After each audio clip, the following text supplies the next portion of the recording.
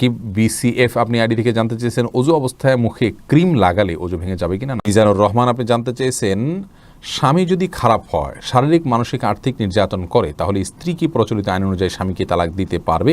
নান ইসলাম আপনি জানতে চেয়েছেন ভিডিও গেমস খেলা যাবে কি না। ইউটিউব আইডি থেকে আপনি জানতে চেয়েছেন পাত্রের ভেতর হাত ঢুকিয়ে ওযু করা যাবে কিনা। এরপরে এমডি জাকির জানতে চেয়েছেন দোকানে কি বিড়ি সিগারেট বিক্রি করা সম্পর্কে ইসলাম কি বলে। শ্রীন আখি আপনি জানতে চেয়েছেন নামাজের মধ্যে এক রাকাতে ভুলে 3 বার সিজদা দিলে কি নামাজ দ্বিতীয়বার পড়তে হবে। চলুন আমরা শুরু করি। আজকের পর্বে ইতিমধ্যে যে সমস্ত প্রশ্ন আমাদের সামনে চলে আসছে। মিজানুর রহমান আপনি জানতে চেয়েছেন স্বামী যদি খারাপ হয়, শারীরিক মানসিক আর্থিক নির্যাতন করে, তাহলে স্ত্রী কি প্রচলিত আইন অনুযায়ী স্বামীকে তালাক দিতে পারবে এবং অন্যজনকে বিয়ে করে সংসার করতে পারবে কিনা, সে বিয়ে বৈধ হবে কিনা। প্রথম কথা হলো এ ধরনের ক্ষেত্রে হুটহাট ডিসিশন নিতে নেই, বরং এই ধরনের বিষয়গুলোকে খুব গভীরভাবে স্টাডি করতে হয় এবং তৃতীয় পক্ষের সহায়তা নিতে হয়। স্বামীকে সংশোধন করার সমস্ত পথগুলো অবলম্বন করতে হয়। তাতেও কোনো কাজ না হলে সিদ্ধান্ত নেওয়ার আগে ভালো দক্ষ আলিম এবং নিজের একান্ত মুরব্বী অভিভাবকদের সাথে পরামর্শ করে পরবর্তী ধাপ এবং ভবিষ্যৎ পরিণামের কথা মাথায় রেখে তারপরে ঠান্ডা মাথায় ডিসিশন আসতে হয়। এটা হলো মূল কথা। দ্বিতীয় কথা হলো যে এরকম পরিস্থিতিতে স্ত্রী স্বামীকে তালাক দিতে পারবেন না। রাসূল করিম সাল্লাল্লাহু আলাইহি ওয়াসাল্লামের একটা হাদিস এরকম রয়েছে, তালাকু বির রিজালি ওয়া ইদ্দাতু বিন নিসা, অর্থাৎ তালাক দিবেন হলো পুরুষগণ আর ইদ্যত পালন করবেন মহিলাগণ। যার কারণে স্ত্রী তার স্বামীকে তালাক দিবেন না। তালাক পতিত হওয়ার ক্ষেত্র স্বামী নন, তালাক পতিত হওয়ার ক্ষেত্র স্ত্রী নিজে। যার কারণে তালাকের তফবিজ বা অর্পিত তালাকের ক্ষমতা বলে স্বামী তার উপরে জুলুম করলে অবশ্যই তিনি কাবিননামা 18 নম্বর কলাম যদি পূরণ করা হয়ে থাকে এবং সেখানে সিগনেচার করা থাকলে উভয়ের আগদের পরে, তাহলে সেক্ষেত্রে তিনি তালাককে তফবিজ গ্রহণ করতে পারেন। অর্থাৎ তিনি এভাবে বলবেন যে আমি নিজের নফসের প্রতি নিজে তালাক গ্রহণ করছি, তালাকে তফবিজের পাওয়ার বলে, সেটা তিনি করতে পারেন। তবে করতে হলে প্রথমে যে কথাগুলো বলেছে সেগুলো মাথায় রেখে করতে হবে। নান ইসলাম আপনি জানতে চেয়েছেন ভিডিও গেমস খেলা যাবে কি না।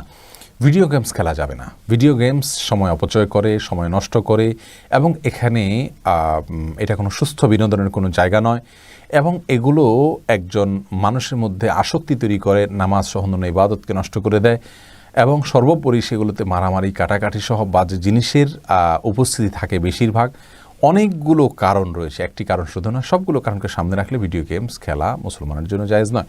তবে সেটা হারাম পর্যায়ের গুনাহ হবে না, এটা না জায়েজ মাকরু এবং অপছন্দনীয় পর্যায়ের হবে। হ্যাঁ, হারাম কিছু যদি থাকে তাহলে সেক্ষেত্রে হারাম হবে। যেমন পাবজি গেমস সহ অনেক গেমসের কথা আমরা জানি যে গেমসগুলোতে আপনার এমন এমন বিষয়গুলো রয়েছে যেগুলো একজন মুসলিমের জন্য হারাম এবং শিরকে প্রমোট করা, সমর্থন করা, বিশ্বাস করার মতো বিষয়গুলো এর সাথে জড়িয়ে যায়। যার কারণে সেরকম যদি কিছু হয় তাহলে সেগুলো খেলা অবশ্যই হারাম হবে। ইউটিউব আইডি থেকে আপনি জানতে চেয়েছেন পাত্রের ভেতর হাত ঢুকিয়ে ওযু করা যাবে কি না। যাবে, কোনো অসুবিধা নেই। তবে এক্ষেত্রে হাতে কোষ করে পানি নিয়ে আগে হাতটাকে 3 বার পানি নিয়ে হাতটা ভালো করে ধুয়ে নিয়ে তারপরে আপনি ওযু করবেন, এটা হলো সুন্নাহ। দোকানে কি বিড়ি সিগারেট বিক্রি করা সম্পর্কে ইসলাম কি বলে, যদিও আমরা খাই না। আমরা বলেছি এই বিষয়ে একটা ভিডিও ক্লিপে, দোকানে বিড়ি সিগারেট রেখে বিক্রি করলে সেই উপার্জিত অর্থ আমাদের জন্য হালাল হবে না।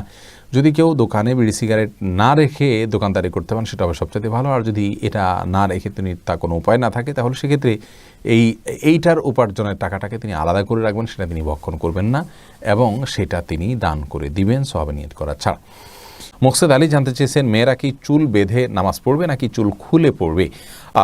এক্ষেত্রে ইসলামী শরিয়ার বিশেষ কোনো নির্দেশনা নেই যে মেয়েরা চুল বেঁধে পড়তে হবে বা খুলে পড়তে হবে, স্বাধীনতা রয়েছে। আপনি চাইলে বেঁধে পড়তে পারেন, চাইলে খুলে পড়তে পারেন।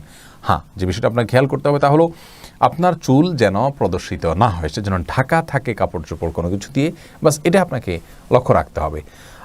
আপনার কাপড়ের ভেতরে চুলটা কি বাঁধা না খোলা এটাতে কিছু আসা যায় না। হ্যাঁ, খুলে রাখলে যদি আপনার নামাজে ডিস্টার্ব হয়, রুকু সিজদা গেলে সেটা আপনার ঝামেলার কারণ হয়, তাহলে সেক্ষেত্রে অবশ্যই বেঁধে রাখা উত্তম।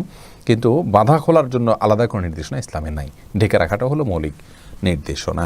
আল্লাহ কানিস ফাতেমা জানতেছেন পিরিয়ড চলাকালীন সময় মুখস্থ কোরআন তেলাওয়াত করা যাবে কিনা, বিষয়ে একটু আগেই বলেছি, শুনে নেবেন। মুখস্থ কোরআন তেলাওয়াত করার বিষয়টি ইখতিলাফি, ওলামা ইকরামের জমহুর বা বেশিরভাগ আলেমরা এটাকে নিষেধ করেছেন, যদিও অনেক ওলামা ইকরাম এটা অনুমোদন দিয়েছেন। বিশেষ করে সৌদি আরবের স্কলারগণ বিন বাজ, ইবনে উসাইমিন রাহিমাহুল্লাহ সহ অনেকে অনুমোদন দিয়েছেন। তারা বলেন যে আসলে পরিষ্কারভাবে কোরআন তেলাওয়াত করতে মাসিক অবস্থায় কোনো হাদিসে নিষেধ করা হয়নি। হ্যাঁ, আর যারা নিষেধ এর কথা বলেন তারা বলেন যে গোসল ফরজ হওয়া ব্যক্তি জুনুবি, তার জন্য কোরআন তেলাওয়াত নিষেধের বিষয়টি পরিষ্কার বলা আছে, আর হায়েজ অবস্থা গোসল ফরজ হয়, অতএব এখানেও সেই বিধান চলে আসবে। তো নিরাপদ হলো তেলাওয়াত না করে আপনি তেলাওয়াত শুনলেন। তানজিন মিষ্টি জানতে চেয়েছেন, মেয়েরা হাত পায়ের নখ বড় রাখলে কি নামাজে অসুবিধা হবে? নামাজ হয়ে যাবে যদি আপনি নখের ভেতরে চিপায় পানি পৌঁছাতে পারেন, তাহলে সেক্ষেত্রে নামাজ হয়ে যাবে, নামাজের কোনো সমস্যা নেই। তবে যদি ব্যাপারটি এরকম হয় যে নিচে পানি পৌঁছাচ্ছে না, অতিরিক্ত হওয়ার কারণে, বড় হওয়ার কারণে ময়লা জমে যাচ্ছে, তাহলে সেটা একে তো অনুচিত, দ্বিতীয়ত হলো যদি পানি না পৌঁছে তাহলে সেক্ষেত্রে নামাজই হবে না।